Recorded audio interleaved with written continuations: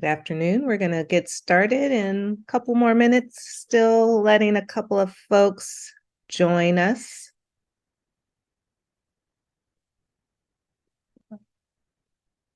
It's great to see people from so many parts of Northern California, as close as Vallejo, as far as San Jose.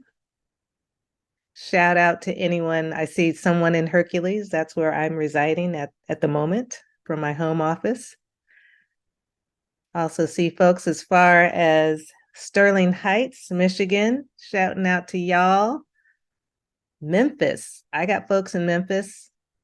That's where the maternal part of my family is from. So shouting out to you from Memphis.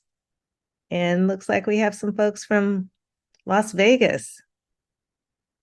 So welcome, everyone. So glad to have you here on the final day of our series. Good evening, and welcome. Again, this is our final talk in our 2023 season for the Touro, California Social Justice and Public Health Speaker Series, hosted by the Public Health Program. My name is Gail Cummings. I am the Assistant Dean in the College of Education and Health Sciences, and also the Director of the Public Health Program at Touro University, California. I'd like to give a shout out to Dr. Deirdre Wilson, who is the co-instructor for this course and co-host for the series, who unfortunately, due to unforeseen circumstances, is unable to join us today and was unable to join us at our last presentation. But she is with us in spirit, and we are wishing her a speedy recovery, especially during this holiday season. And before we begin today's webinar, we want to make sure, as we have done throughout the series, that we pause and do reflect that the city of Vallejo, which is where Touro University is located, exists on ancestral and unceded territory of the Confederate villages of the Lejeune, as well as the Karken and Patwin peoples.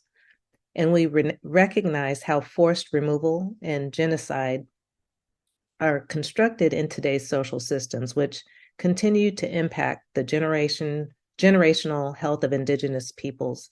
We support reconciliation through practices of responsibility, reciprocity, respect, and relationships, as all of us remain accountable towards the upholding of indigenous sovereignty of the tribal nations, federally unrecognized Indigenous people, and urban natives of our region.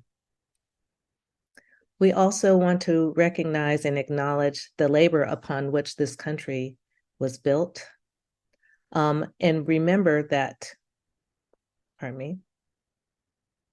that our country was built on the labor of enslaved people who were kidnapped and brought to the U.S. from the African continent, and recognize the continued contribution of their survivors. We also acknowledge all of the immigrant and Indigenous labor, including voluntary, involuntary, trafficked, forced, and undocumented peoples who have contributed and continue to contribute to the building of this country and serve in our labor force. As all of us do this work, it remains our collective responsibility to critically understand these histories, to repair the harm that has impacted generations, and to honor, protect, and sustain this land. Even though this is our last in the series, there might be some of you who are joining us for the first time. And I just want to reiterate that the purpose of this series is to provide upstream discussions around social justice and public health for students in our MPH programs and professionals in public health, medicine, education, pharmacy, and nursing degree programs, as well as for our community and global partners. Each year, as you know, we focus on a different topic. The topic this year has been the impacts of technology on health equity and social justice. And we've been hearing from leading experts across diverse fields of health policy, public health, technoscience, social justice, all of whom have helped us understand the current technology landscape with discussions centered around how it is developed, deployed, and regulated, all of which can both undermine and promote social justice and health equity.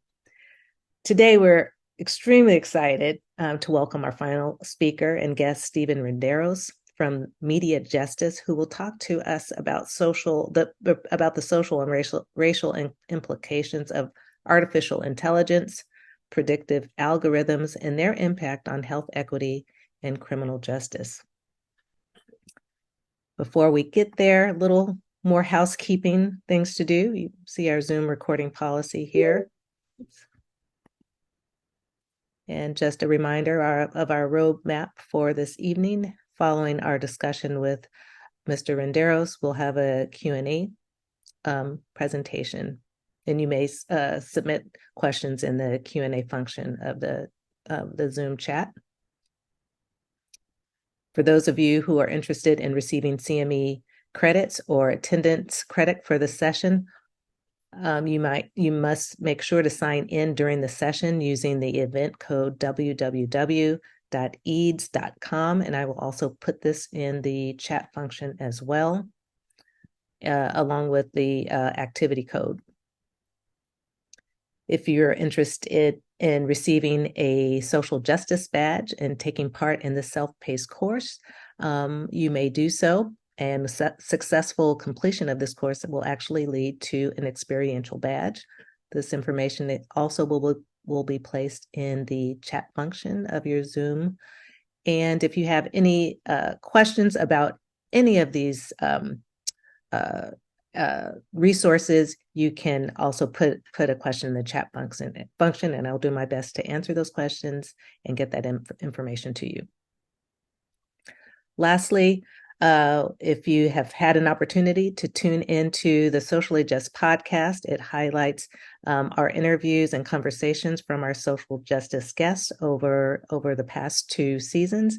And you can hear this podcast where you listen to your podcast.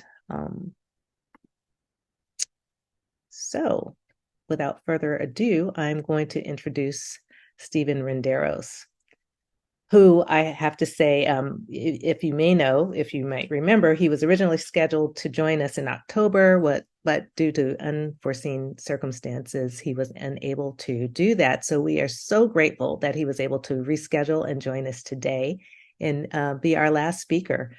Stephen Renderos is Executive Director of Media Justice, a national racial justice organization that advances media and technology rights for people of color. For the past decade, Stephen has led campaigns at Media Justice that lowered the cost of prison phone calls, secured net neutrality rules, and got Donald Trump kicked off Twitter. Stephen is a regular commentator on several media platforms, and appearing in publications like The Washington Post, Los Angeles Times, and The Guardian. Stephen was a 2013 Rainbow Push Coalition top inspirational and engaged leader by the 2020 Rockwood Leadership Fellow. He was also a 2020 advisor for the Future Laws Take Back Tech Fellowship and serves on the board of Americans for Financial Reform. Stephen's interest in media justice began in 2010 when he co-founded Radio Pancho, I hope I'm saying it correctly, a radio program that is still on the air on KFAI in Minneapolis, which features a variety of genres that reflect diverse musical influences of Latinx people. As DJ Ren, Stephen has also been a DJ for the past 18 years, getting people dancing on virtual and IRL dance floors. I need to look up IRL dance floors, Stephen. His most recent mixtape is a tribute to one of his favorite artists, and I think he's one of the favorite artists of many people, Bad Bunny. Stephen is the creator and producer of Bring Receipts, a politics and pop culture podcast that launched in 2021, which he hosts alongside of Brandy Collins Dexter. He is also the executive director for Revolutionary Spirits, a 4-part history podcast on the life of and martyrdom of Mexican revolutionary Francisco Madero. A native of Los Angeles, Stephen grew up in an immigrant household at the height of anti-immigrant fervor in California. The prop campaign that fueled the passage of Prop 187 in the mid-90s motivated Stephen to seek out a career to challenge media bias and democratize communications for people of color. Please help me welcome one of the busiest revolutionaries around, Mr. Steve Renderos. Wow, I did not realize, Gail, you were going to read the whole thing. Thank you. I really appreciate that. Thank you for the introduction. We're excited Um, to have you today. Thank you for I being feel it. I feel the excitement. Thank you. I'm going to go ahead and share my screen. I have a few slides that are going to kind of track with me. Oops, hold on. Let's see. Yep, that's on the right one.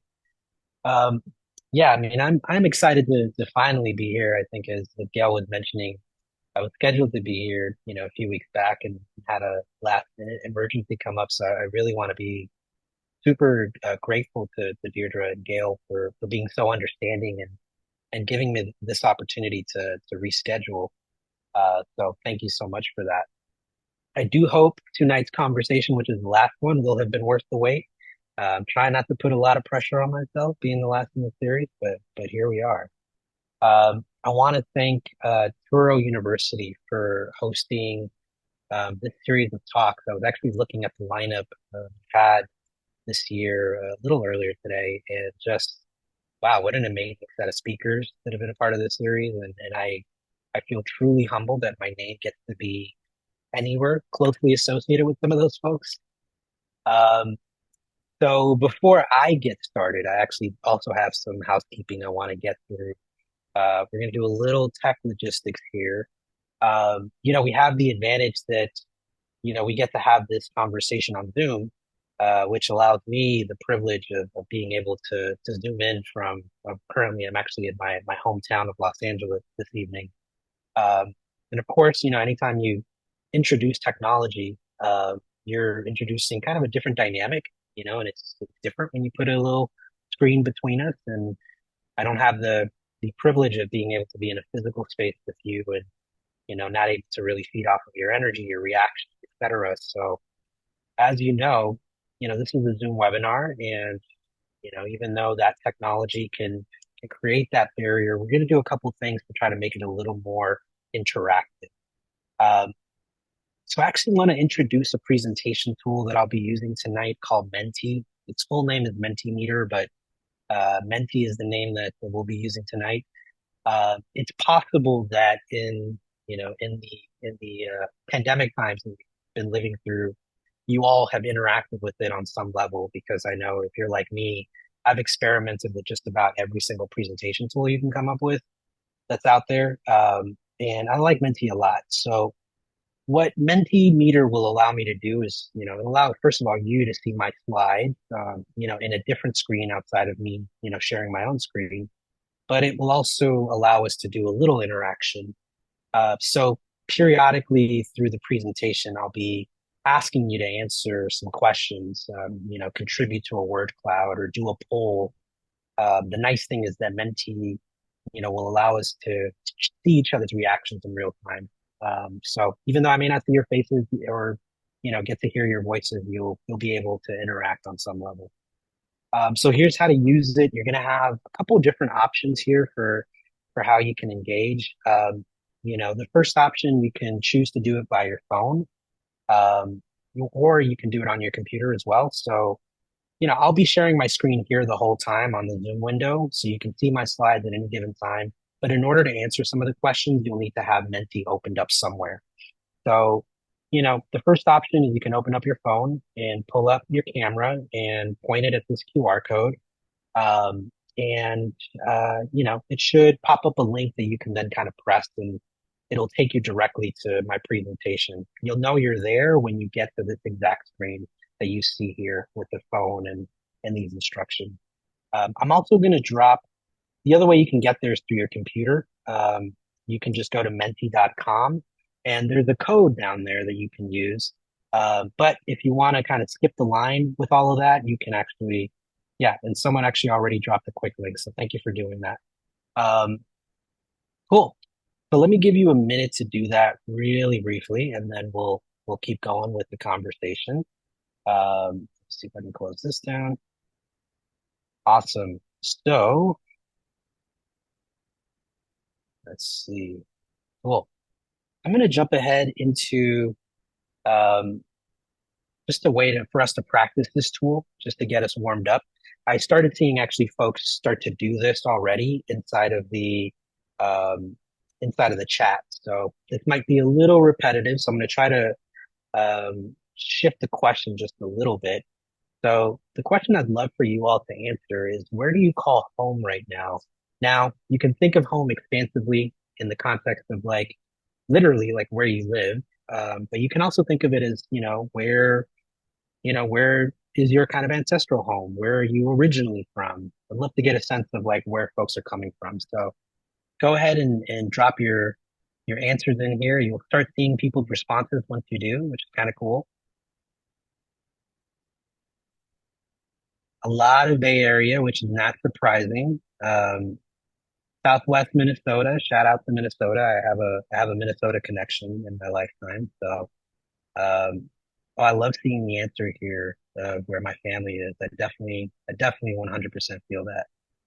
Especially being a child of immigrants, you kind of have to learn how to make home wherever you are. I see Michigan in the house. I see New Jersey, more California with kids, Oregon, exclamation point. McFarland, California. Interesting. I don't think I've heard of McFarland. Palestine, Free Palestine, shouts. Uh, Seattle, family and friends. I love it. Where my bed is, that's a great answer, actually. 100% agree. Anytime I'm on the road, like right now, I miss my bed. That's probably next to my partner and my dog. That's what I miss. Okay, one more question to get us warmed up, and also for me to just get a sense of where y'all are at. Um, what's one word that comes to mind for you when you think of technology? So you can cheat here, maybe put more than one word, but really, I'm going for one word. What comes to mind for y'all?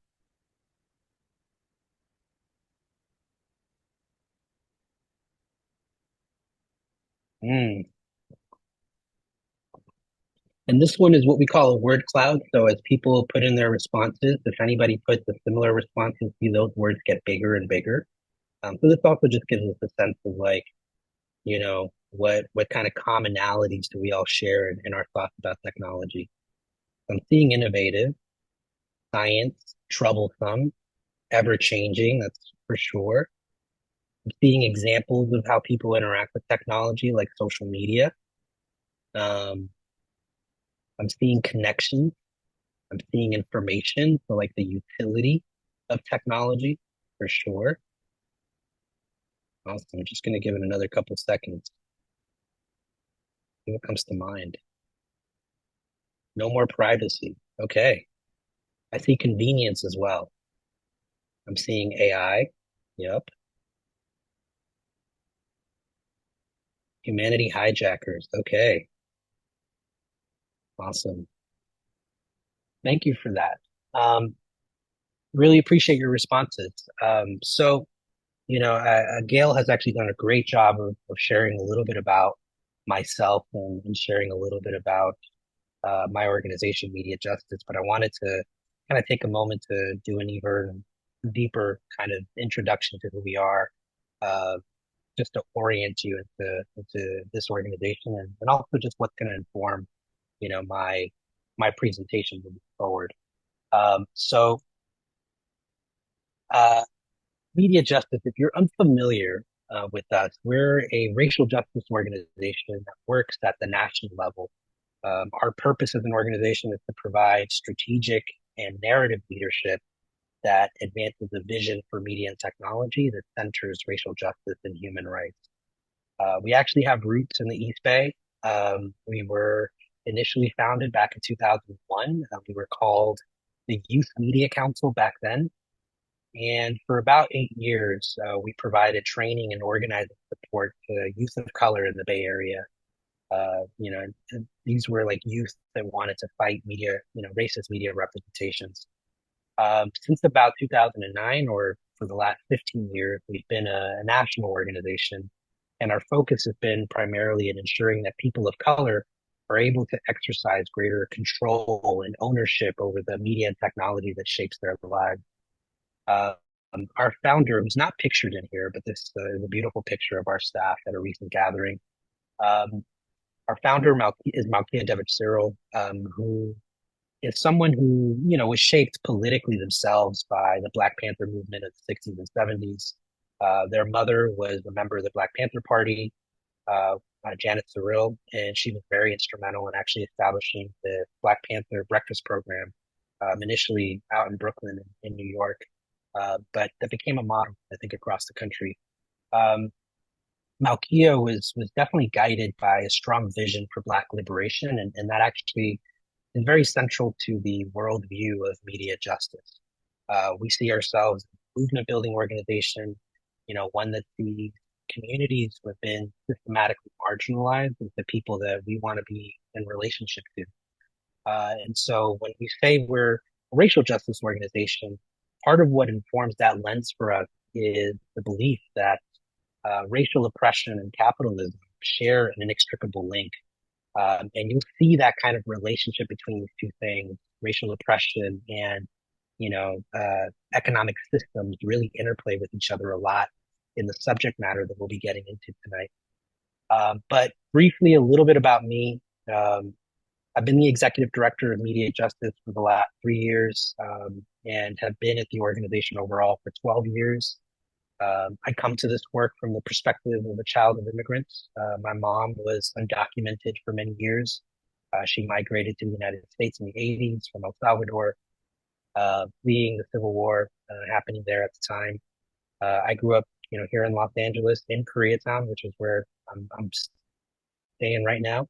At a time where LA and broadly the state actually was not really friendly to immigrants. This was for those of you who were around under Governor Pete Wilson, who's a pretty staunchly anti-immigrant person. I grew up in a neighborhood here, Koreatown, that was growing up was a neighborhood that was over-policed. My mom was a garment factory worker for over 20 years, so we grew up relatively poor.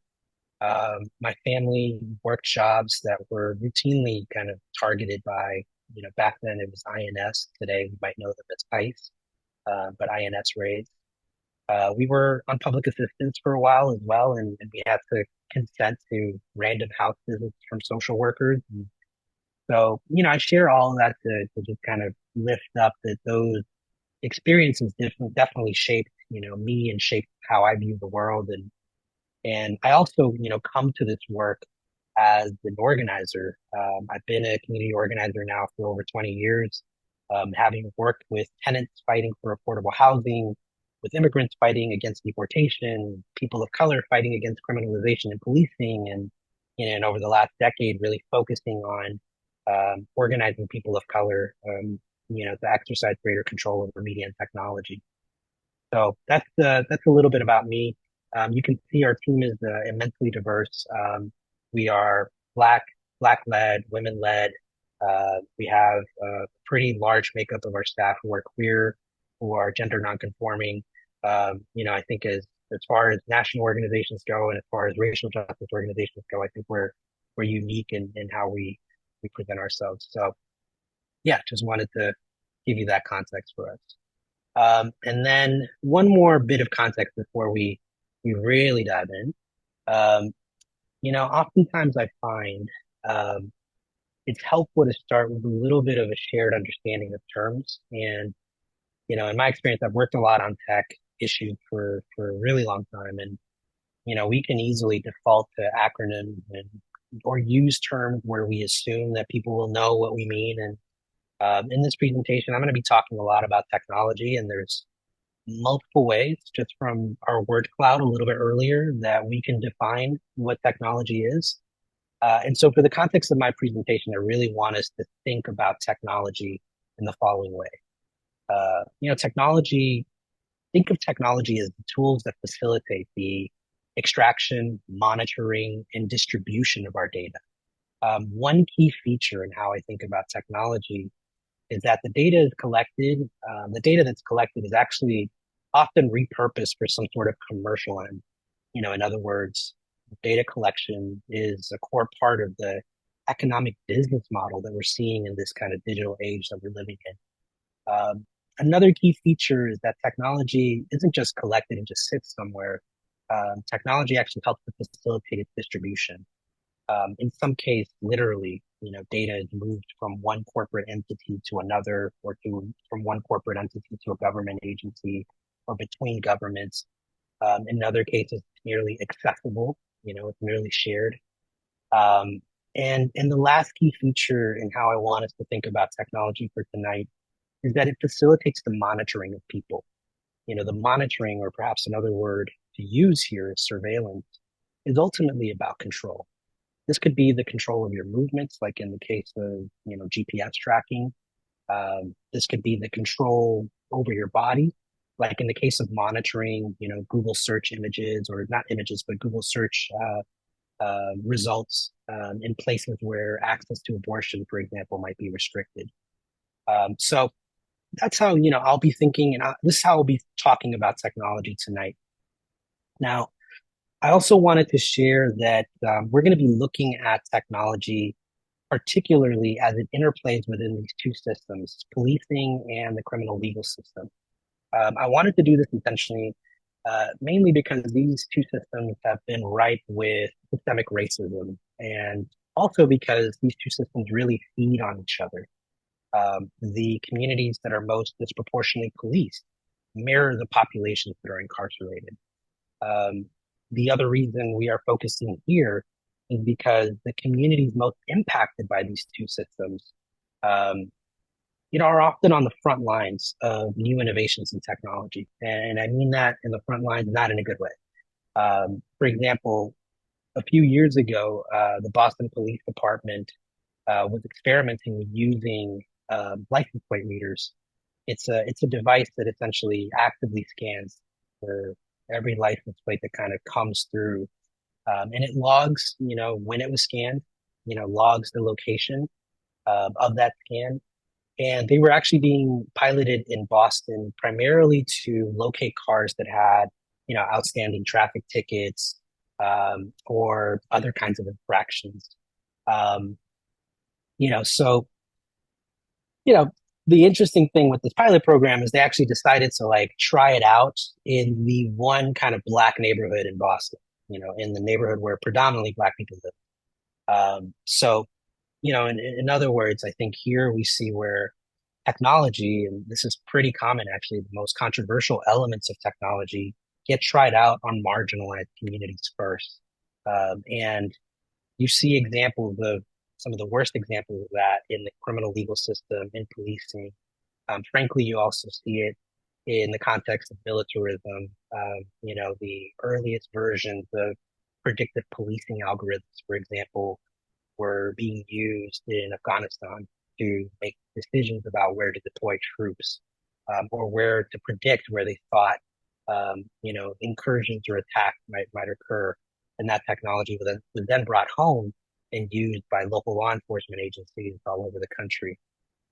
So, I want us to be thinking about, um, how technology interplays with these systems, because I do think that there's larger implications for how we understand the ways that technology is an agitating force. And here's where I think being with you all, an audience of like public health professionals, is actually really exciting to me. Um, you know, Technology is really reshaping every system that we interact with in our society. And of course, I'm just focusing on policing and prisons, but through this series, you've heard from people talking about public health in the context of internet access and impact on climate and the intersection of data and medicine. And there's an opportunity here, I think, to really learn from how technology manifests in some of the worst ways, particularly in policing and in jail, and to really, course correct for that, as we're thinking about the integration of technology in public health in whatever systems you all might be navigating. Um, cool. All right. So I'm going to engage you in the conversation one more time. Um, I'd be curious to learn, like, what's one piece of technology you depend on every day? So go ahead and input your responses there into the Mentimeter. What's a piece of technology you use every day? Okay.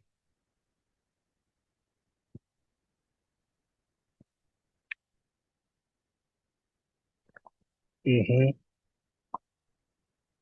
I'm seeing phones and laptops a lot. I'm seeing Alexa. Okay. Clock. We're going old school technology here. That's great.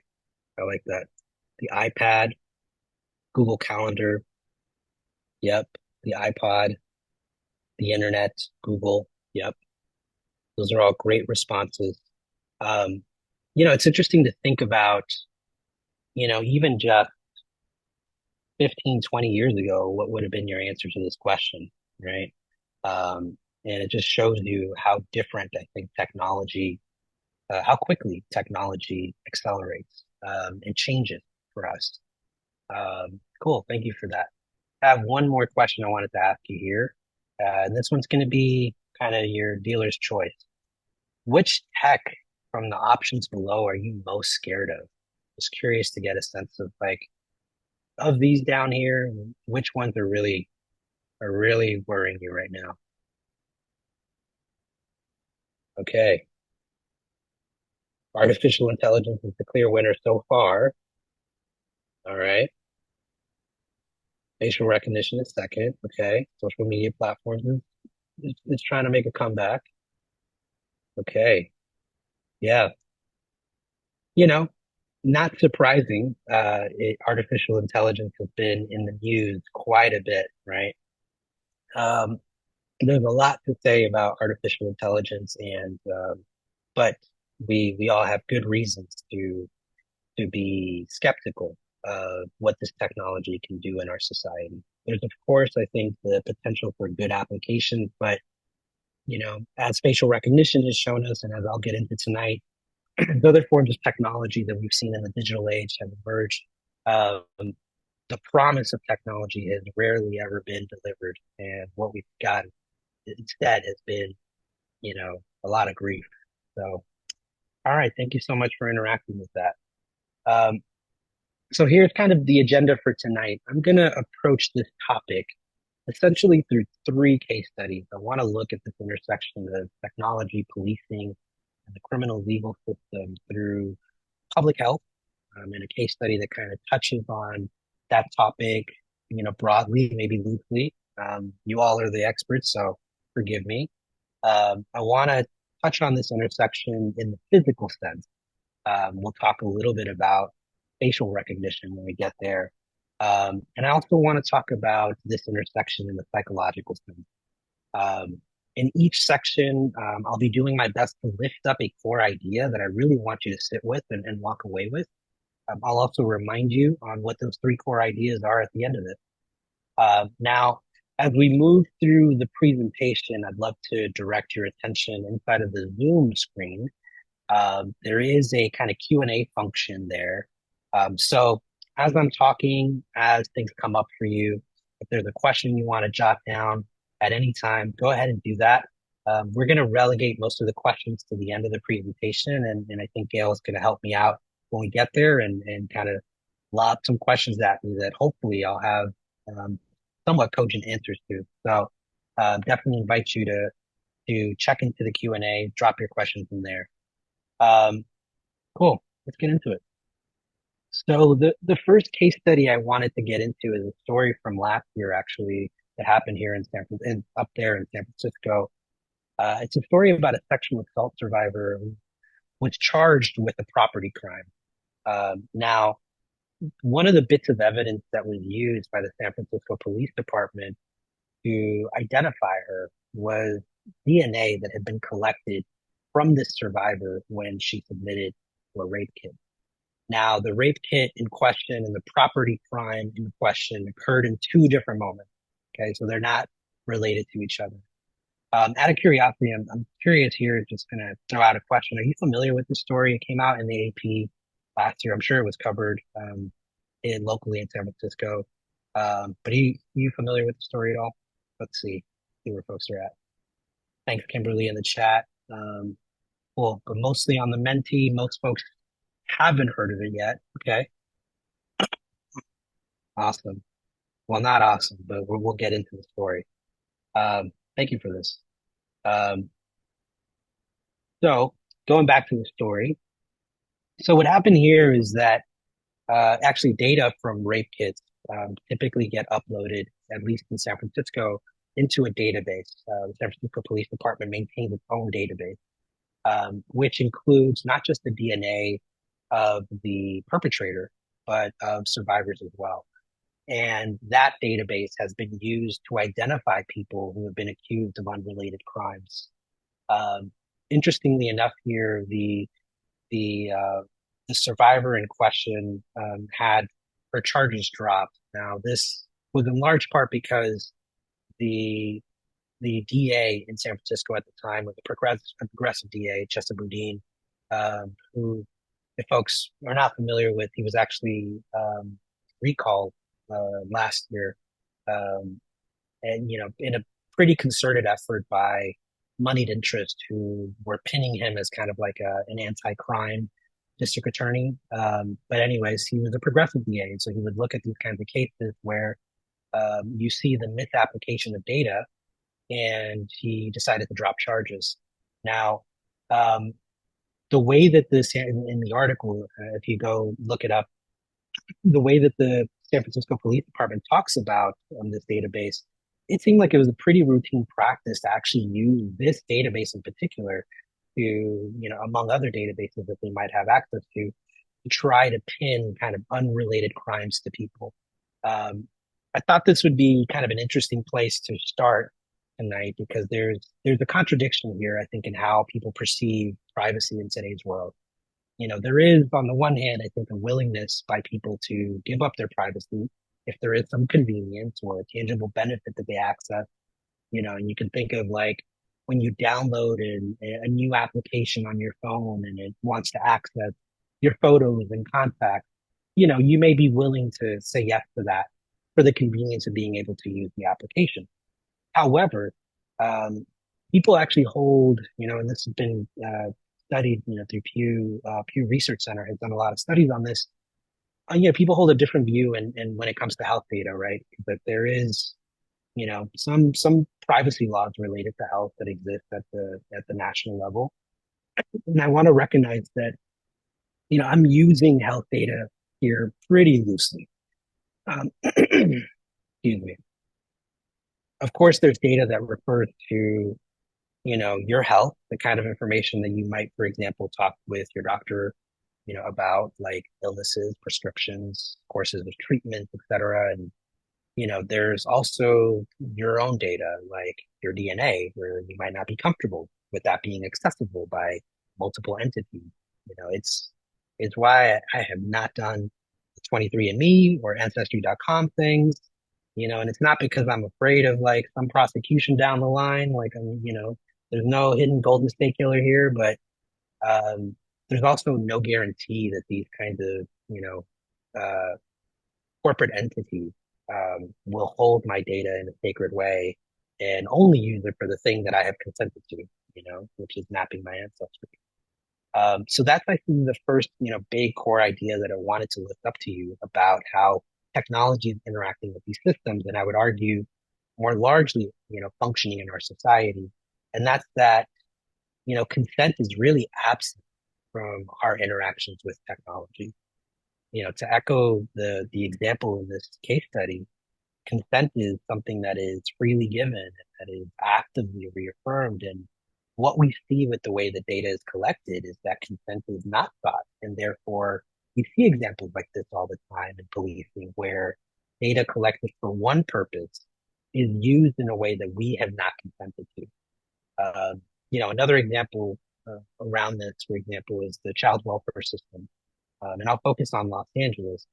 And David, I think that's a great point, right? In addition to holding the data, there are, of course, security questions related to this. And, I think all of us have probably been a part of some data leak by some company. And one of the sad parts about, when that happens is that there are not really good guardrails or not really good rules about what companies need to do. What's their responsibility when something like that happens, right? So it's often that you find out years later, like in August of 2018, your data leaked. I'm letting you know now, when it's well past the time when something happened or where action could have been taken. So That's a great point. Thank you for raising that. Um, but I wanted to talk about the child welfare system here in Los Angeles. Where I'm from, there's a electronic reporting system that where information is essentially shared between uh, police, prosecutors, and social workers. And so reports and observations, from social workers can lead to police intervention that can be anything from arrests to having your child taken away to being prosecuted for quote unquote child abuse. As I shared in my introduction, when my family was receiving public assistance, we were assigned a social worker that came to our house a lot and often unannounced, and we had to hand information over all the time, and we have to do those things in order to access those public assistance programs. And, it's not necessarily consent if I feel compelled, like, unless I do this, I cannot get this other thing. And so that's the kind of last thing I want to share about consent. If you bring it to your own personal experience and really think about how freely do you feel in being able to say no to technologies that you interact with? When an app says it needs to access your browsing history in order to function, how empowered do you feel to just walk away and not use the technology? I think in the example earlier in the little brainstorm, we depend on different technologies. We depend on Google. We depend on the internet, on social media, and on our cell phones. All things that when we interact with them, are constantly extracting data from us. So, so that's the big core point I want to lift up here. Consent is not a part of our interactions right now when it comes to technology. Okay, so I want to move on to our next case study. I want to talk about, again, this intersection of technology, policing, and the criminal legal system. And this time I want to talk about it in the physical sense. So here I'm focusing on facial recognition technology. Um, I want to tell you about the story of Robert Williams, who's pictured here. But before I do that, let me just give you a quick primer on facial recognition in case, you know, you have maybe heard of it, but don't quite know what it is. Um, Theoretically, facial recognition is a technology that really allows you to match a picture of someone's face with another picture of that person inside of a database full of pictures. So, imagine you have a needle and you have a haystack, and there's another needle somewhere in there that is identical to this needle. And facial recognition software, theoretically, it's supposed to help you find that needle in the haystack. In the context of policing, it's often used to try to identify a suspect of a crime by taking an image they might have, like CCTV camera footage or security footage, and running that image against a picture in a database.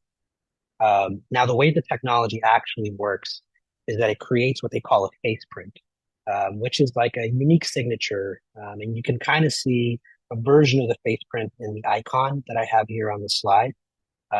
It just kind of creates dots and maps out your face. And it's very akin to almost like a fingerprint. Um, and what facial recognition tech will try to do is try to find a match for that face print inside of a larger database. What I can tell you right now is that there is absolutely no such thing as a 100% match. And so most software, that facial recognition software, what they do is they'll spit out a match with a confidence score. In other words, it's basically saying how sure is the technology that the two images are of the same people. It'll catch a percentage to them. So now that I've gotten that out of the way, Robert Williams here is a married father um, of two children and from a suburb of Detroit. And one day he was arriving home from work. He parked his car in his driveway and he was immediately raided and arrested by police. They took him to a Detroit jail, which he was very confused by because he was just coming home from work.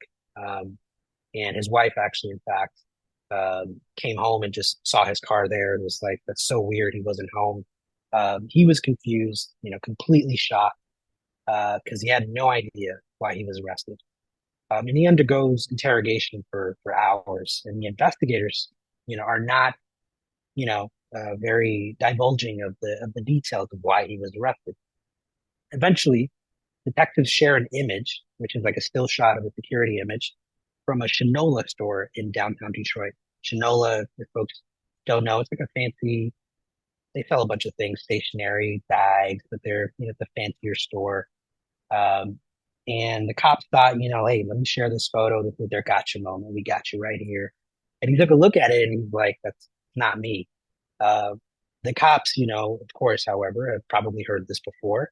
And they felt immensely confident that they had their guy, largely because they had run a facial recognition search using that still image and running it against a driver's license database that they were using. And that facial recognition search popped up Robert Williams' image as a match. Now, police had no business feeling confident that they had identified the right person, mainly because a lot of research has been done on facial recognition that has shown that it has a tendency to misidentify non-white people. And it's particularly bad at identifying Black people. And it's even worse when it comes to Black women. There's a film actually that folks can check out on Netflix. I think it's still on Netflix right now. It's called Coded Bias. And it tells the story of an academic researcher, Joy Buolamwini, who was among the first people to really sound the alarm of how grossly inaccurate facial recognition really was when it came to identifying people of color. Now, a lot of the inaccuracies with this technology has to do with how it was trained. It's an algorithm, and so you have to feed it data to train it. And a lot of the tech developers who were in the early days of developing facial recognition would use sets of pictures that were of primarily cis white men and women. And those were tools that then they were going out and selling to police departments, who, because of systemic racism, disproportionately police people of color. So algorithms that were trained on, uh, mostly white individuals were then being mainly used to try to identify people of color. Which leads me to the second point that I wanted to lift up, because I don't want, this to be interpreted as like the technology, is more racist than the system of police. Uh, Really, what's happening here is that technology really magnifies what existing, racial disparities there are in a system. It doesn't address. I thought facial recognition would be kind of an interesting tool to explore here because a lot of surveillance tech has been introduced, particularly into law enforcement, under this guise that it will counter racist policing practices. So, for example, after the killing of Mike Brown, the Obama administration published a report on 21st century policing, which was laying out kind of a blueprint for how to move, away from a system of policing that disproportionately arrests people of color and that has all the systemic bias that folks were upset about, where it had fostered distrust in communities between communities of color and law enforcement, et cetera. And one of the core recommendations, actually there were several, but one of the core recommendations in that report was to accelerate the adoption of technological tools to modernize police, like body-worn cameras. So I'm sure you're curious, what happened to Robert Williams. So he's a Black man being wrongfully arrested for something that he didn't do before, and the thing is, like, I think this experience with Robert Williams is the thing that happened and has happened in policing even before the existence of facial recognition or any other kind of technology. I actually had a very similar, um, not similar, but I had an experience that was somewhat similar, dealing with like misidentification. I was saying earlier, I have a Minneapolis or Minnesota connection. I used to live in Minneapolis and I had a routine when I worked at an office doing kind of digital storytelling work, where I would go to this Mexican deli for lunch, that was about 10 blocks away from my office. So I typically would drive, especially during the winter, because you don't want to be walking outside in the winters in Minnesota. But I'd go to the Mexican deli, pick up my enchiladas and drive back. And on this particular day, I was on my way back with my food, stopped at a red light, probably about 2 blocks away from my office when all of a sudden I'm surrounded by patrol cars. They've got their red and blues up, they've got guns drawn, you hear an officer come over the loudspeaker telling me like, doing all the instructions, uh, turning off the vehicle, throwing my keys out the window, telling me to carefully put my hands out of the window, open the door, using the handle from the outside, right? Um, keeping my hands up, lifting up my shirt to show that I didn't have any weapons on me, walking backwards towards the cops, getting on the ground. Uh, I was cuffed immediately after that. I was pulled off to the side, and immediately a bunch of police officers were searching my vehicle. After they did that, they uncuffed me and simply told me that I had fit the description of someone who had flashed a gun at someone else. And the description was a Latinx man with a beard driving an SUV. And I certainly fit all three descriptions, but I would have hoped that they would have gone for something more specific before they started kind of jumping in guns blazing. But that misidentification instantly put me in a situation that could have ended very different. And the same was true for Robert Williams, and even in a more dangerous situation, being a black man. And it was a credit to actually his attorney that the lawyer noticed in the police report that there was an obscure line that referenced how police investigators had honed in on Robert.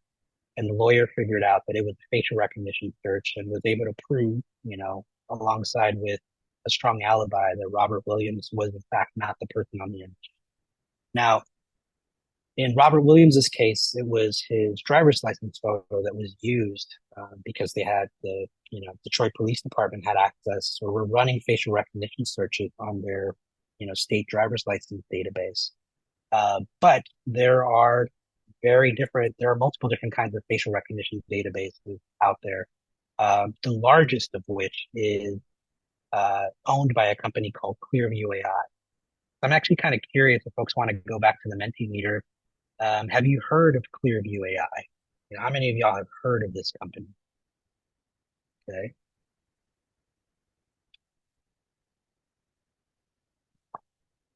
All right. Mostly no. Okay. I take it for granted in the circles that I'm in, and I'm like, Clearview AI is top of mind all the time. But this is great. I'm glad I get to talk about them a little bit. Um, and since I said they're the largest facial recognition database out there, I am curious. We're going to do a little quiz here. And the quiz is, I'm going to have you guess how many photographs do you think are in their facial recognition database. So let me see. I'm going to start the quiz in just a second. Here we go. And let's see. You're going to have about 20 seconds to answer, I think, hopefully. Yeah. So the options are 40 million photos inside of this database, 400 million, or 40 billion. So those are the options. What do you all think? All right. Everyone's voted. What do we have? Can you show me? Okay. Wow. Okay. Most of you got it right, which is cool.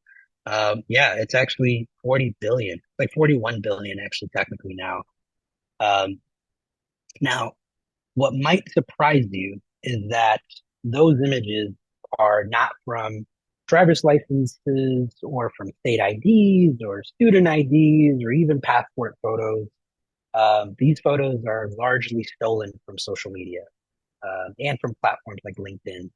Uh, and I use stolen intentionally here because, if you go to the company's website, what they'll say is that they have, downloaded these photos when in fact, like what they've actually done is a process called scraping, where an algorithm runs searches on websites. And in this case, like they were focusing on social media platforms like Facebook, like Instagram. They were focusing on websites that held kind of repositories of personal photos like Flickr. They were going to, social media kind of business networks like LinkedIn, and they were just scraping, meaning like stealing the photos that were on there. And those algorithms were just searching and just taking all those photos. Um, so, going back to the core point in the first case study, it's very likely that your image is in Clearview's database. And let me see this question here, Gail. Is Clearview one of the main only companies providing these images? Providing a database that has these kinds of images in it, yes. Now, a lot of other facial recognition software companies, like for example, Amazon has a facial recognition software. They don't provide you with the photo database to use to run your searches on. That's kind of your responsibility to build your own database. So what's unique about Clearview is they literally say to their customers, like, we'll give you the database that you can run your searches on. And they claim that their searches tend to be more accurate because there's just more photos that they have. So what's interesting is, all of you are probably in their database. And one of the unique things, since most of you are in California, um, there's a pretty good chance um, that you can find out if your photo is in there. California is actually one of a handful of states that has a pretty good, state privacy law, and you can actually check to see if you're in their database and actually request that they delete your photos. If you don't live in California, it's not likely possible. The only other place where it's been tried and where there's a state privacy law in the book is Illinois. There might be a couple others, but it's not really that many. But for California, you can search for this. You can search to see what images they have. And I actually did this a few years ago because I ended up joining a lawsuit with a bunch of other, racial justice and immigrant rights activists trying to push Clearview AI out of their business model in California. So we have to actually run these searches ourselves. And I saw a bunch of images of me, and actually, most of them were not from my own social media accounts. They were from, social media accounts that were from organizations that I had interacted with or an event that I attended. But the larger point here is that technology inside of policing and the criminal legal system has really served to kind of magnify those disparities. Clearview AI, their number one business, customer is law enforcement. That's who they're targeting. That's who they're trying to sell to. They've sold to thousands of law enforcement agencies across the country. So here you are embedding this tool inside of institutions that have a history of racial disparities, and here the technology will only continue to magnify that. And Robert Williams' story, I think we see the dangers of what happens when that technology can accelerate harms. Um, so, I can also talk about where there are examples of this in the criminal legal system, uh, but I can certainly do that when we get to the Q&A. All right, so I want to get to my last case study here and then kind of wrap up. Um, so I'd like to talk about electronic monitoring, which refers to a device or application that is used to monitor the physical location of an individual. It can be used to restrict the movements of people, like you're under house arrest and the GPS tracker can notify, whatever entity you are interacting with, like a parole officer or an immigration, enforcement officer. It can tell them if you've left the house. So, it can track your movements in that way and kind of restrict your movement. Um, the particular story that I wanted to share is that a few years ago, ICE actually coordinated the largest immigration raids that had ever happened on one day. They actually targeted meatpacking plants in southern states and arrested over 600 people. Now, they decided which meatpacking plant to target based on data that had been collected, GPS data that had been collected from electronic monitors. The version that, in this case, that they were focused on were ankle shackles or, ankle monitors. Um, these monitors had been placed on immigrants who had been released from detention, kind of pending the outcome of their asylum case. And suffice it to say, many of those asylum seekers were deported. Now, this particular story here, I think, touches on a couple of the core ideas we've talked about in the first couple case studies, but I want to focus on a different element, and that's the kind of psychological effects of constantly being watched. Um, Now, there's been a few studies on the mental health of prisoners, like the National Institute of Health, which found that depression and anxiety was 15 times higher for incarcerated people than the general public. There's been similar studies that have been done on migrants who have been in detention. who have similarly experienced, have similar kind of experience with dealing with those kinds of mental health issues. Um, and there's actually, when you think about it, prisons and detention centers, they're places where they're designed for your everyday life to be watched. There's CCTV cameras. Your communications is monitored extensively. Every phone call is recorded. And funny and not funny enough, but like one of the major companies in the prison telephone industry, the company Securus, actually had a bunch of its phone calls leaked. A bunch of the phone calls that they had recorded that sat in like a server somewhere somehow got leaked. So that happens. Your mail in and out of jails and prisons are monitored. Emails are monitored. Guards, physically, you're watched your every move. Now, there's been broader studies that have been looking at the effects of kind of a lack of privacy and digital privacy on mental health. And similarly, they have found in the general public there are increases in anxiety and stress and fatigue that are pretty common. And I think from a public health perspective, I think this is something to really wrestle with.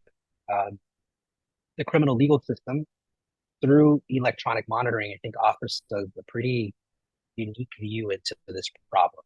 And it's a dire problem to pay attention to because the United States has had, as many folks probably know, a mass incarceration problem, for a few decades now. But national trends will tell you that the prison population is steadily going down. It reached a peak probably in about 8 or 9 years ago, where it kind of hit over 2 million people, 2.5 million people that were incarcerated. Um, and since that time, it's been kind of steadily going down. Nowadays you're at more like 1.5, 1.7 million. So it has gone down. However, at the exact same time over the last period, the last decade, that we've seen this kind of trend downwards, electronic monitoring has actually been expanding at a rapid pace. Uh, in the immigration context, for example, any given day today, there are over 40,000 immigrants who are on ankle shackles. Uh, in the context of electronic monitoring in the criminal legal system, we actually see this being used in just about every layer of the criminal legal system. When it comes to pretrial, so you've been arrested for something, but you haven't gone to trial yet. In the context of pretrial, we're seeing a lot of people being placed on electronic monitoring. We're seeing it for parole. We're seeing it in probation. It's even popping up in the juvenile justice system. So, like one example, just to give you a sense of this explosion of electronic monitoring, is some research we did in Harris County, Texas. This is where Houston is located. In 2019, so not that long ago, um, there were about 40 people, 40 people who were on electronic monitors. 2 years later, that number had jumped up to 4,000. So here you see this like explosion, and I'm sure the number even to this current day right now has gotten even bigger. And every place that we've studied uh, how electronic monitoring is expanding, we see similar jumps. Like it's just massively expanding. Uh, we've actually done a lot of work in my organization. That's a good question, Denise. It's, one of the challenges with electronic monitoring is that because it's so diffuse, meaning that it's being used at multiple levels. There's a lot of obscurity in how those programs are run. We've actually been doing a lot of research, some case studies, but I think we have a case study for Sacramento, looking at how electronic monitoring is functioning in that jurisdiction. But we don't have larger numbers. That's something that I think we have some thoughts around, like doing some research that could do that kind of almost that kind of census tracking to try to like understand how big is the problem of electronic monitoring. But our working theory right now is that it's quickly replacing mass incarceration with uh, with a new problem, a form of kind of a digital prison. Um, so we've done a lot of work actually talking with people who actually are on electronic monitors to understand what's the experience like. Um, and what's interesting is for starters, there's the stigma, a big bulky device that's on your ankle, people looking at you as if, you've done something wrong. There's often challenges with the technology, like anything else, like your cell phone, it needs to be charged. And so imagine like needing to like have your leg near an electrical outlet for a couple hours, being unable to move.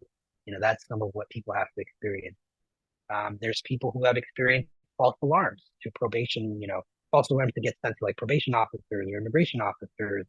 And those false alarms oftentimes are like the GPS is saying that you are outside the zone you're supposed to be in, but you're not. Sometimes the technology is faulty that way. And in most cases where electronic monitoring is being used, are a ton of rules you need to follow. And if you violate any one of them, you could land back in jail or in a detention center. Now, the troubling part for me is that, like, with the electronic monitoring, we are kind of shifting the side of incarceration. We're moving away from like incarcerating people in jail cells and we're moving them towards digital prisons. And that's a really critical point because in the public discourse, the way the technology has been introduced in these systems, they often talk about them as alternatives to detention, alternatives to incarceration. It's clear from our work, working with people who are actually on monitors, that it's not an alternative to it. It is a form of incarceration. Um, and sadly, it's a device, it's a technology that's also expanding surveillance. And so you merge that with a larger society that is constantly being monitored in all the ways that we've talked about. And you've got yourself the conditions for a population that is stressed out, that is dealing with depression, high anxiety. And as public health professionals, you all could probably teach me a few things of like, what are the cascading effects of people who have to consistently deal with those conditions? What are the potential pitfalls and costs to society? But the bigger point I wanted to make around electronic monitoring is that, that technology really obscures the ways in which it perpetuates harm. So yes, like having an ankle shackle is stigmatizing. It can physically actually hurt you as well. Like there's bruising that happens on some folks, but the psychological effects of, being constantly monitored just as damaging. I'll share this one last story before I wrap up. I knew a friend on an ankle shackle who was subject to a schedule, meaning like he could be out and about, at certain hours of the day, and then there were certain hours he needed to absolutely be at home. One of the rules. Um, so he couldn't leave in the evening, and he wasn't also allowed to move beyond a certain geographic perimeter. One night his mother has a heart attack. They don't live together, but she actually lives nearby. But it's outside of this kind of like geographic perimeter. And he was faced with a pretty challenging choice, right? Of trying to go render aid to his mother, but risk being arrested. And the mechanisms to actually call someone to get permission are not that easy, and this was, of course, in the middle of the night. So he could risk going to render aid, being arrested, or he could stay home, and, risk losing his mother. He unfortunately made the choice of like staying home. She did survive the heart attack, but he dealt with a lot of guilt and a lot of kind of internalized shame around that particular episode. Um, so I want to kind of repeat some of the core ideas I had lifted up tonight. Um, you know, I also recognize I've been dropping a lot of heavy stuff. So I want to be sure to close out with some suggestions. But reminding you of the core ideas, consent is not a part of our technological interactions at this moment. I'll just say that a big part of the responsibility there, I think, lies in the business model of technology, the extraction, distribution, the monitoring of our data. Consent, and active consent would be something that would cause friction in the ability of technology to serve its commercial purpose. So literally, those terms of service prompts that we get, when we download an application, they're designed to make us say yes. And, on the flip side, just think of any time you tried to cancel a subscription somewhere, app, platforms, subscription, make it really hard for you to opt out of. So, consent is not a part of this kind of technological system that we interact with. The second thing is, technology magnifies existing racial disparities. It's not uncommon for technological solutions to be presented as a panacea for addressing bias and disparity in a system. But counter to that promise, technology magnifies existing racial disparities rather than addressing them. And I attribute this to, uh, technology functioning, within a system of racial capitalism, where racial oppression and capitalism are linked. It's profitable to magnify disparities. And an example of this is Facebook a few years ago before they were caught for many years would allow housing advertisers to exclude Black people from seeing housing ads. You know, something that there are civil rights protections in place to prevent that sort of behavior, but on a digital platform through technology was a way that you could obscure that harm, but also amplify that racial disparity that exists in housing. Um, and the last point that I was lifting up here, the last core idea that I wanted to for sure share with you all is again, technology obscures that harm that it perpetuates. There's a larger cost to society in allowing technology to function the way that it currently does. I focused on the psychological impacts of technology in policing and in the criminal legal system, um, as an example of the hidden costs. But there are other ways that this happens. I think about the sale of consumer focused surveillance products like video doorbells or home surveillance systems that, in practice, like further kind of creates divisions in communities rather than bringing them together. It turns neighbors into suspects. And there's some interesting studies on how people use, Ring video doorbells, for example, which are owned by Amazon, and how they classify people, with footage that they share on apps like Neighbors. Uh, it's technology that fractures relationships, that breeds mistrust. So those were the kind of core ideas I wanted to really focus my talk around. But you know, what the heck does this even mean for public, health, and what can we do about it? So as I stated earlier, there's a lot to learn for how technology is currently agitating other systems. And by looking at systems like policing and the criminal legal system, it gives us insights into how technology can or is reshaping the systems that we are working to shape or that you all are working to shape.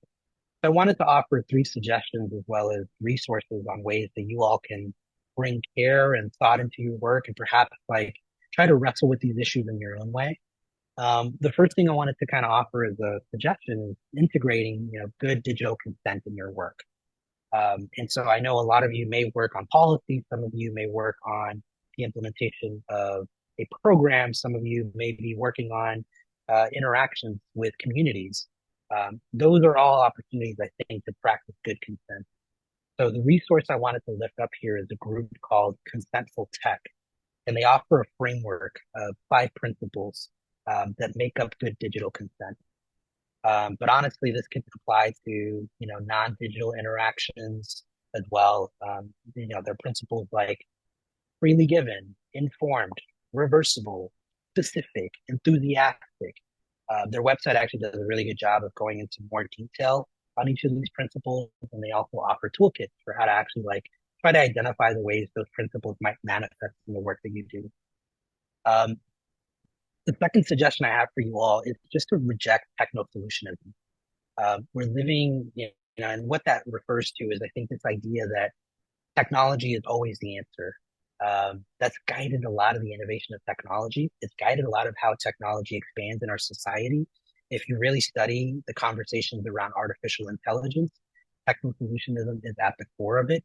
It's promising a bunch of things that it will not deliver on. Um, in short, like it's not going to solve social inequities. We have to actively acknowledge and address racial disparities. The tech is not just going to do it for us, no matter what ChatGPT might say. But um, if you're curious to be around people who are, thinking about and developing strategies for how to really challenge, that narrative, but also challenge technology, we're actually going to be hosting a gathering in June of next year called Take Back Tech. It's the second one that we've done. The first one we actually did in San Jose back in 2019. We're still deciding on a location, but it will either be Atlanta or Chicago. There's going to be a few tracks um, of workshops that people can attend. There's going to be some kind of central workshops we'll be offering for everyone that are just good kind of conceptual concepts or forces to be familiar with to really understand. Um, and I hear what you're saying there, Sakina Alberts. I will definitely drop them in the chat so you have links to each of them. Sorry about that. I should have made them bigger. Um, and it's going to be a gathering actually that we're hosting Media Justice with a partner organization called Mi Gente. And we'll have travel scholarships available for people who want to come. You all are actually literally the first people to hear about it.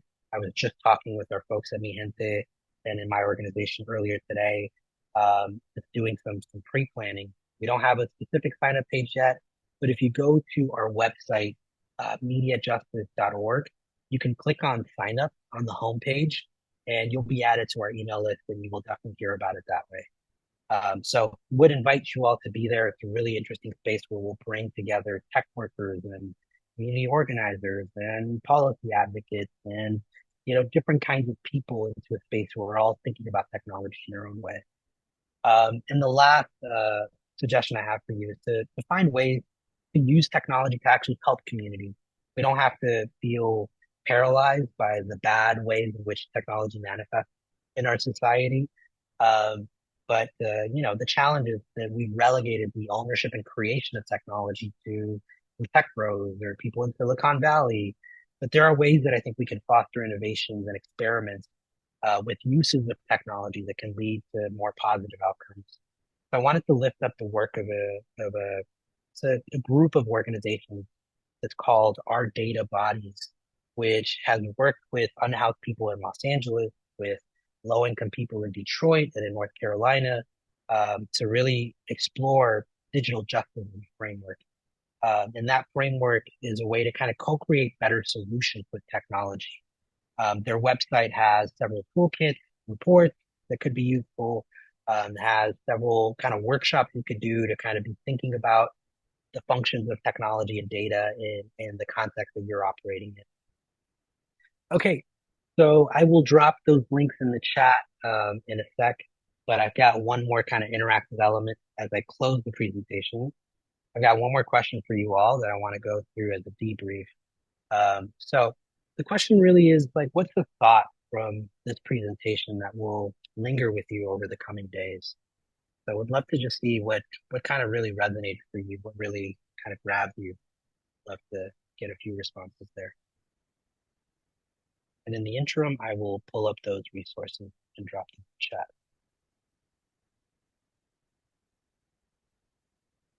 Yeah, rethinking how much we use technology. That's right. I see that.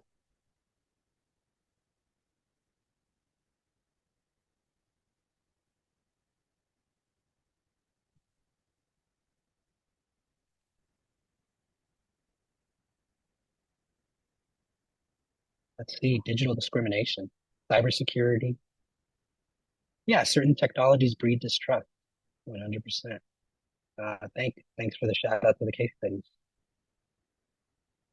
Yeah, the ability to request photos be deleted. Yeah, definitely check out Clearview AI. Yeah, and thank you, Erica, for your comment in the chat.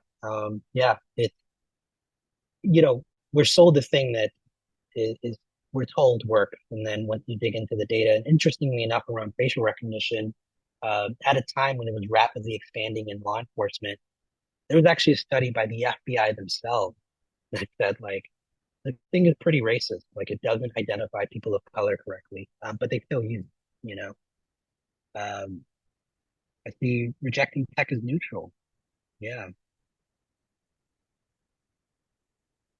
right. Technology can be misused. That's right. Yeah, that's right. Yeah, there's probably some work out there on Vallejo Police Department and how they're using technology, um, for sure. And a different view on ankle bracelets for sure. They're not just jewelry. In some cases, they are far worse than that. Um, all right, so let me drop a couple links here in the chat for you all. So here is the first resource I was mentioning is an organization called Consentful Tech, and this is their website. The second resource I wanted to share, the second resource I had said you can go to our website, which is website to learn about Take Back Tech. Um, yeah, just go to our website, sign up for our list. Um, and then the last resource I wanted to share was a project um, called our Data Bodies. A few of our members inside of a network that we host uh, participate in this project. It's also got some academic researchers involved in it as well. Um, cool. Well, let me just go to my last slide, which just have my contact information. This again might be too small, so let me go ahead um, and drop it in here just so that you have it. And cool. That's my contact info. And I'll pause there. Please feel free to drop your questions into the Q&A, and I think we have some time to dig into that. So I'll stop my screen share. Well, thank you so much, Stephen. Definitely lots of food for thought, and certainly appreciate. You hear my dog won't be quiet. Appreciate the opportunity to really be engaged in the discussion by dropping in some of those questions to keep us all present with all this information. And I know we have a couple of questions and you've done a great job of answering my first question, which is what are some strategies and solutions? So thank you for pointing those out. And I hope it's particularly for the students who are taking the course, really kind of think about those solutions as really practical things that are concrete that we can think about as public health professionals, integrating technology and solutions centered around consent. Ethics, as you know, is huge. Things for us to consider in medicine and public health, and certainly making sure we think about that when it comes to technology is critical. I love the idea, really taking time to pause and rejecting the idea that technology is neutral. One of our first presenters, Ruha Benjamin, talked a lot about that, and had a little. I know there was a question in the chat about, someone saying that they weren't aware that for Black people, facial recognition didn't work. Anyway, this is something that's been known for quite some time. This is not news. I think the show Better Off Ted had a little skit about it. I don't know if anyone remembers that show, but they were changing all of their resources in the office around to being technologically monitored. They couldn't use water. Water fountains were based on facial recognition. Anyway, all of the African Americans who worked at the organization, they had to use a separate water. Well, didn't they separate also drinking pair them fountain. up with a? But in that episode, they also to solve for the fact that the technology was racist, they paired Black employees up with white employees that could Right. walk around with them. Yeah. Yeah, And that was the solution instead of right. changing the input. At any rate, and the other thing that you mentioned as a takeaway that I think is really important is really using technology to empower communities. So sharing this information, sharing these resources, and really putting marginalized folks at the table to set up all that needs to be done to ensure that there's equity. So thank you for planting those seeds for us. There are a couple of comments that I would like to lift up. One came, one comment is around stating that there's, this tracking around psychology as one of the case studies you mentioned has been happening for years, and that psychology, the stigma around mental illness, not all individuals that are hearing these voices, and this is around some of the tracking that you talked about. There's a lack of awareness around policies that support those of us who are tracked, monitored, and really being manipulated. And this person is saying that that's one of the biggest kept secrets. And I don't know if you have a comment about that.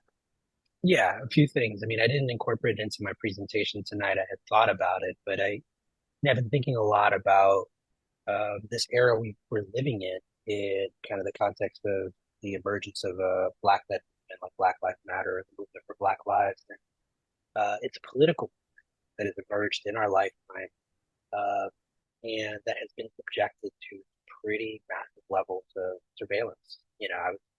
I was debating talking about the killing of George Floyd in Minneapolis, and the ways in which local law enforcement deployed pretty massive surveillance apparatus to track, uh, activists and organizers. They did the same thing law enforcement did in the Kodak pipeline fight.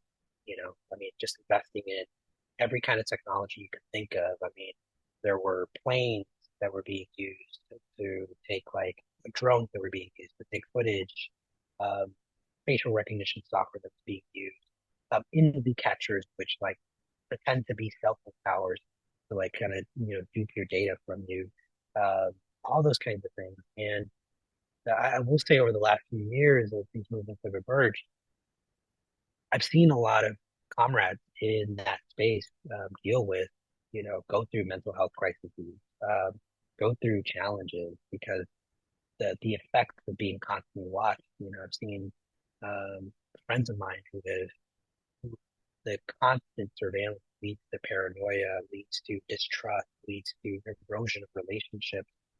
It has a cost, and I think the larger point to what the comment was speaking to, the United States is not a place that is able, it doesn't really directly face and deal with mental health crises in an effective way.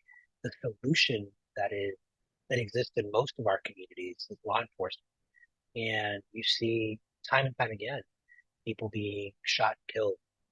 When a mental health crisis escalates because law enforcement are not trained or not effective are not effective in really dealing with mental health crises. That's not what they're there for.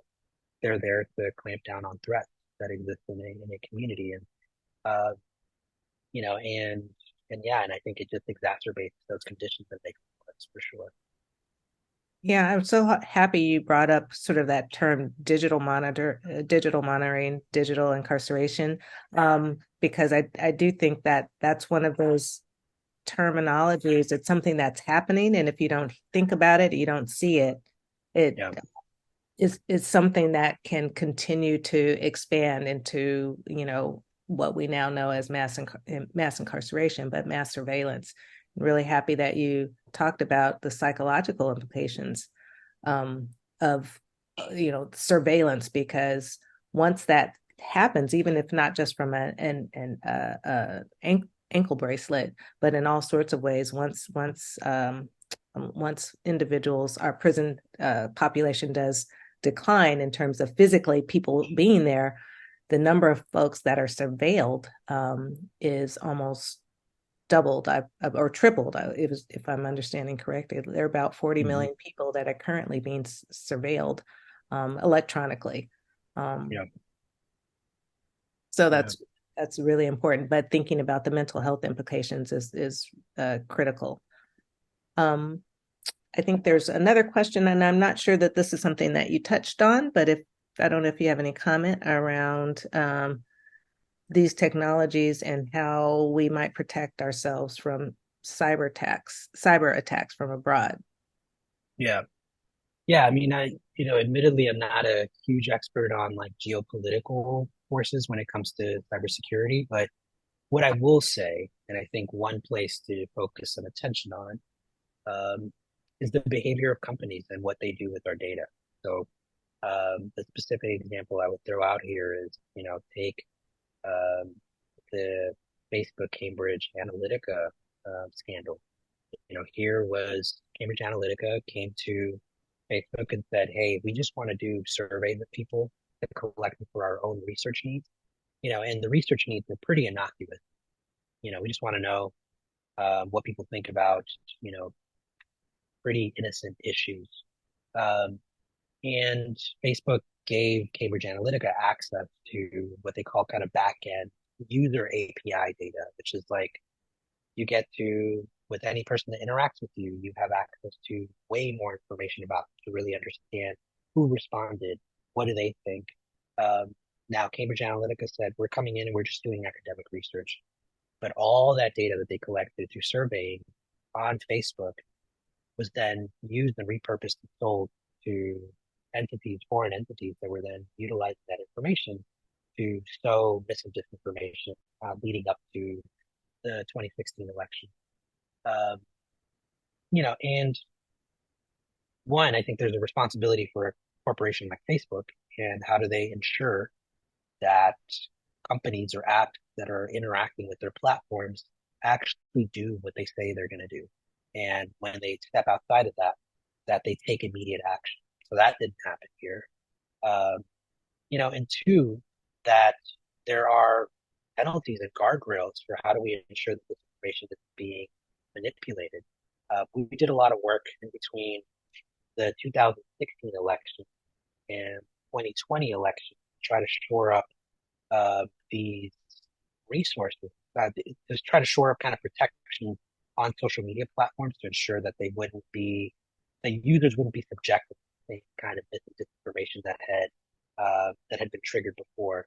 For example, uh, in Detroit, there was a targeted disinformation campaign trying to convince Black voters not to vote at the top of the ticket, so essentially skip voting for president and vote everywhere else you want to.